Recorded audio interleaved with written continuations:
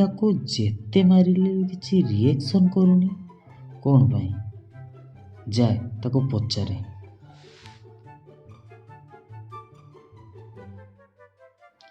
ଆରେ ମୁନା, ମୁଁ ଆଜିକାଲି ତତେ ମାରିଲେ ତୁ ଟୋଟାଲ ବିରକ୍ତ ହଉନୁ କ'ଣ ପାଇଁ? ବାପା, ତୁମେ ତ ମୋ ଭଲ ପାଇଁ ମୋତେ ମାରୁଛ, ମୁଁ ବିରକ୍ତ କ'ଣ ପାଇଁ ହେବି? ନା ପିଲା, ହେଲେ ତୁ ରାଗକୁ କଣ୍ଟ୍ରୋଲ କେମିତି କରୁଛୁ?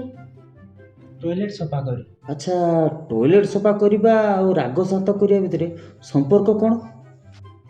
କଥା କ'ଣ କି ବାପା, ତୁମେ ଯେଉଁ ବ୍ରସ୍ର ଦାନ୍ତ ଘଷ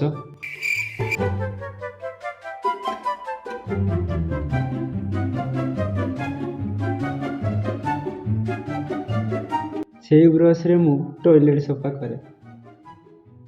ବୁଢ଼ା ସବୁବେଳେ ମୋତେ ମାରୁଛି, ତାକୁ ଆଜି ମୁଁ ପାନେ ଦଉଛି।